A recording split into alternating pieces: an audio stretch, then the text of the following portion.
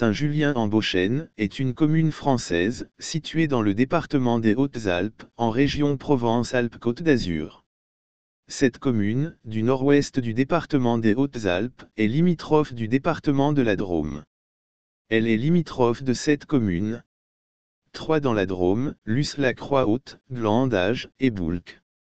4 dans les Hautes-Alpes, Montbran, La Forie, Aspres-sur-Buëch, par le rattachement de l'ancienne commune d'Agniel, et la Cluse, commune déléguée du Dévoluy.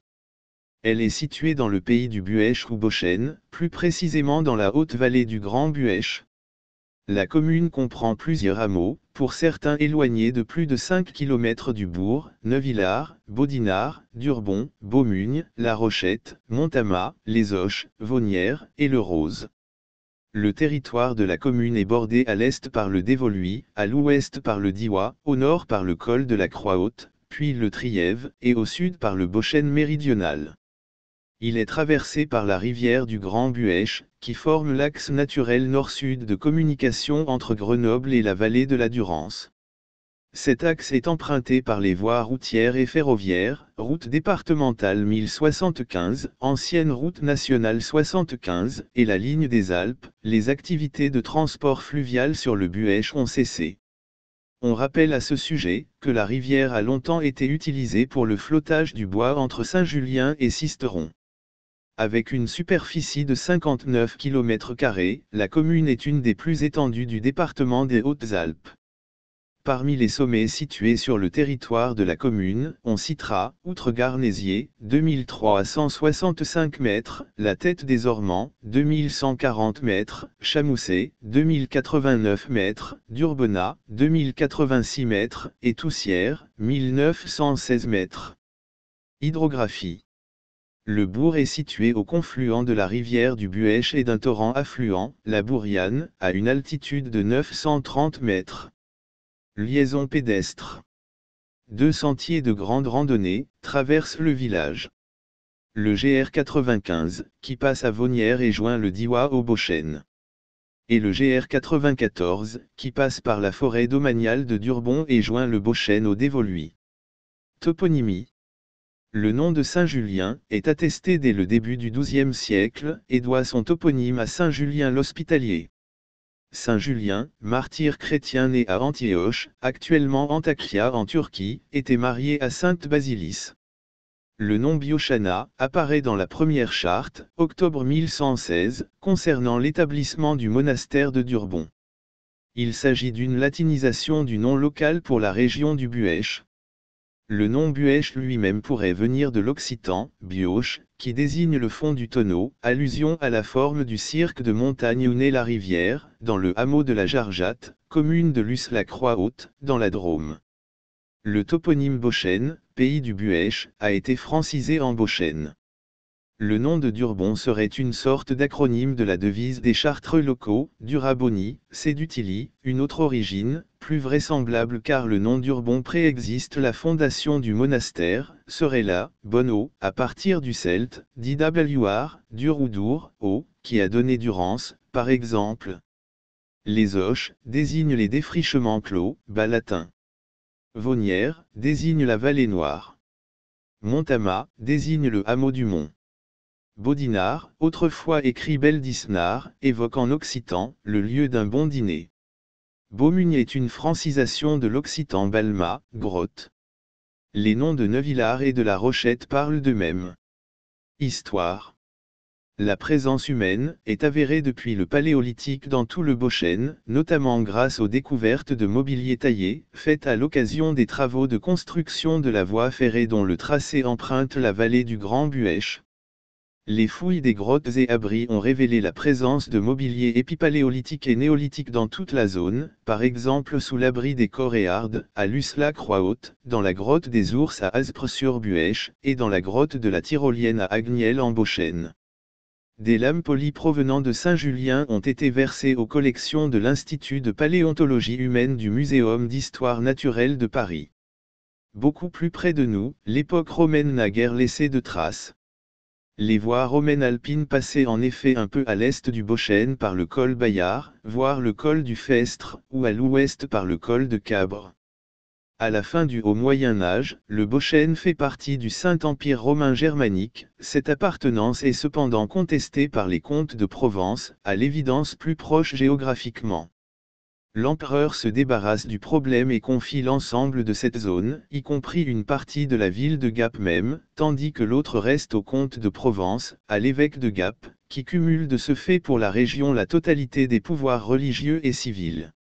Il exerce ses pouvoirs sans pratiquement de contestation après avoir fait la nécessaire allégeance à l'empereur. Ces pouvoirs et cette allégeance seront régulièrement renouvelés, et notamment par Frédéric Barbrousse, à Gap en 1184. Les évêques de Gap apparaissent ainsi dans les chartes en tant que évêques et comtes de Gap. Il faudra attendre le milieu du XVe siècle pour que soit modifié cet équilibre politique. Le dauphin Louis affirme son contrôle sur toute la région et, devenu Louis XI, finit par l'intégrer au domaine royal après la mort de son oncle, le roi René, en 1480. L'église paroissiale est aujourd'hui dédiée à Saint Blaise, bien qu'elle fût longtemps dédiée à un autre saint, Charles, comme en attestent les relations de visite des évêques de Gap, qui ne manquaient pas de rappeler qu'ils conservaient la nue propriété de la paroisse, même si les Chartreux en avaient l'usufruit. C'est dans ce contexte politique qu'il convient de replacer l'histoire, récente, de Saint Julien en Boschen. Cette histoire est intimement liée à celle de la Chartreuse établie dès le début du XIIe siècle au hameau de Durbon, à 6 km au nord-est du bourg de Saint-Julien, dans le vallon du torrent Bourriane, qui recueille les eaux du cirque montagneux environnant, et dans le territoire donc de la paroisse de Saint-Julien. La Chartreuse de Durbon est richement dotée en 1116 par l'évêque de Gap et quelques seigneurs locaux, dans la partie nord du territoire contrôlé par l'évêque et formant une sorte de marge à son évêché. Elle rivalise un temps avec l'ordre des Templiers, indépendant, donc, de la structure épiscopale puisque directement reliée au pape, qui a établi une maison du temple dans le territoire du village voisin, de Luce-la-Croix-Haute. Mais elle prend le pas sur lui au XIVe siècle. Le cartulaire vert de Durbon, dont une transcription manuscrite extrêmement bien lisible, est conservée par les archives départementales à Gap, permet de retracer l'histoire et le développement de la Chartreuse, et donc du village, dans cette première période. Plus de 300 chartes y sont reprises, par exemple, celles par lesquelles les seigneurs locaux, seigneurs de Beldisnard, seigneurs de Vaunières, seigneurs de Montamat, seigneurs de La Rochette, 4 hameaux de Saint-Julien, cèdent des terres dans les secteurs de Bourriane, Cheillard, d'Urbona. La Chartreuse de Durbon acquiert, essentiellement par des donations, accessoirement par des achats, un patrimoine foncier considérable dans le Boschen immédiat, mais également dans le Dévoluy, le Trièves et le Diois, et beaucoup plus loin même, puisqu'elle possède une saline, à Hyères, dans le Var actuel. Elle développe par ailleurs des activités économiques significatives dans les domaines agricoles, élevage et exploitation forestière, mais aussi industrielles, mines et métallurgie, dont Durbon est l'épicentre. S'agissant de la métallurgie du fer, la Chartreuse crée sur le territoire de l'actuelle forêt domaniale un haut fourneau, à Rioufroid, où se développe un véritable complexe métallurgique, haut fourneau martinet forge à la catalane, et plusieurs martinets dont les traces constituent une précieuse source d'études pour l'histoire industrielle et minière régionale. La Révolution met fin à la domination du monastère. Les biens de la Chartreuse sont confisqués, puis dispersés ou vendus. On notera, à ce sujet, les cessions enregistrées à Serres en Prairial et Messidor de l'an 4, c'est-à-dire juin 1796, et portant sur plusieurs domaines et montagnes à Saint-Julien, vente de l'administration centrale du département des Hautes-Alpes, à des bourgeois de Gap et de Veynes. On a très peu de traces, en revanche, des 1200 ouvrages qui constituaient la bibliothèque des Chartreux au moment de la Révolution. En 1794, le village change de nom pour prendre celui de Durbon-sur-Buèche, cela ne dure guère, 2 années plus tard il reprend le nom de Saint-Julien. On peut penser que certains ont réalisé que le nom de Durbon n'était pas plus laïque que celui de Saint-Julien, en ce qu'il renvoyait à la Chartreuse, voire à sa devise presque éponyme, Durabonis et d'utili, littéralement, renforce le bien, mais l'utile, implicitement, soit bon mais soit efficace. La disparition de la Chartreuse entraîne une récession économique et en conséquence, démographique. La population de la commune passe ainsi de 800 habitants au moment de la Révolution à 500 en 1870. Une courte période de reprise intervient. Elle correspond à la construction de la voie ferrée et aux importants chantiers de génie civil qui en découlent. Ce nouveau grand axe de communication fait de Saint-Julien une étape appréciée dans le franchissement des Alpes occidentales. Une activité de production, de stockage et d'expédition par fer, de glace naturelle à partir des eaux gelées du Buëch se développe en amont du bourg. Elle se perpétuera jusque dans les années 1930 et assurera, pendant les périodes hivernales, un complément de revenus au village. L'exode rural se poursuit, les activités pastorales déclinent régulièrement, en revanche les activités industrielles de découpe du bois, issues de l'important massif forestier environnant, se maintiennent encore au milieu du XXe siècle, dans plusieurs scieries réparties le long du cours de la rivière. Les activités agricoles, essentiellement pastorales, se perpétuent encore aujourd'hui, pour la plupart dans les hameaux. Une certaine activité touristique et agro-touristique s'est installée autour du thème de la randonnée notamment. Lieux et monuments remarquables. À 6 km à l'est du bourg, par une route qui s'élève jusqu'au hameau de Durbon à 1150 mètres d'altitude, on trouve l'emplacement de la Chartreuse, précédé par son désert carthusien. Des vastes bâtiments, notamment la chapelle, qui composait le monastère de Durbon, quelques ruines sont encore visibles aujourd'hui. Elles permettent de visualiser l'importance de cette communauté qui a dominé l'économie de la région jusqu'au XVIIIe siècle. La maison principale du monastère est toujours en place, elle a toutefois souffert de sa transformation en exploitation agricole après la Révolution. On peut admirer, dans l'église du village, 2 tableaux qui appartenaient à cette chartreuse du temps de sa puissance, et appartiennent désormais à la commune. Il s'agit d'une part, d'une Assomption de Philippe de Champaigne de 1671, et d'autre part, d'une Sainte Famille de Francesco Trevisani, peinte vers 1700.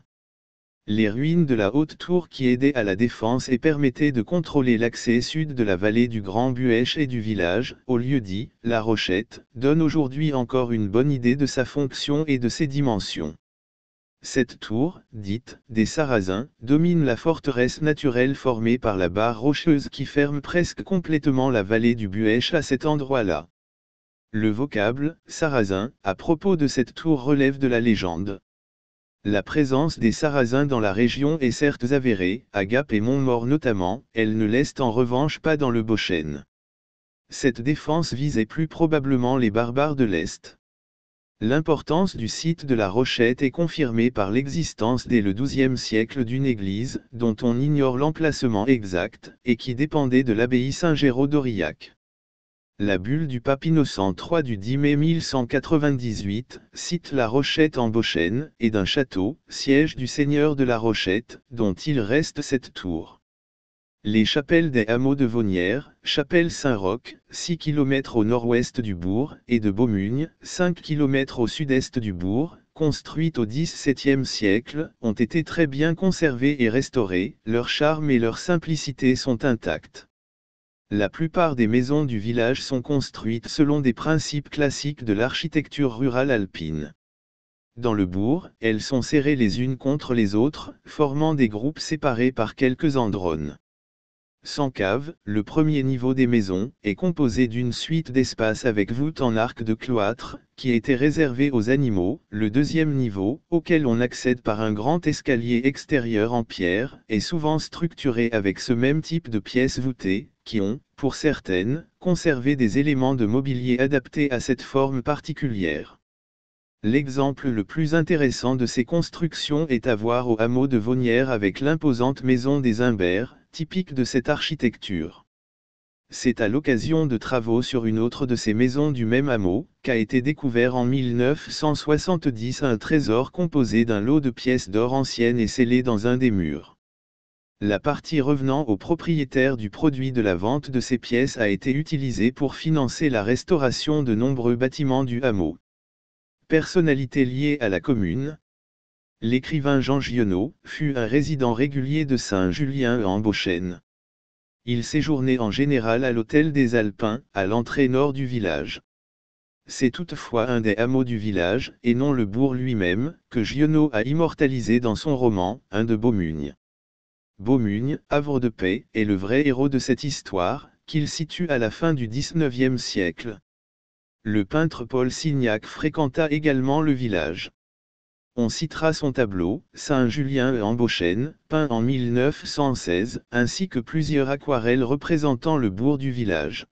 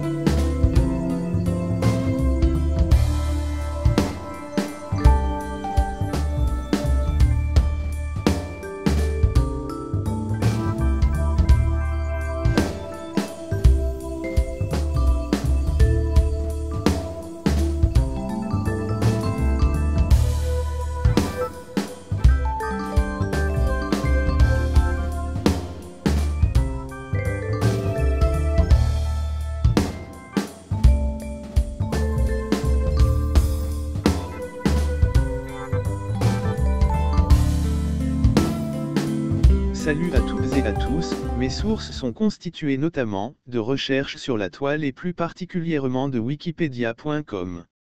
Les photographies et autres documents visuels proviennent de mes collections personnelles ou de recherches sur l'Internet. Enfin, ce texte est exprimé par Paul, ma nouvelle petite voix de synthèse préférée.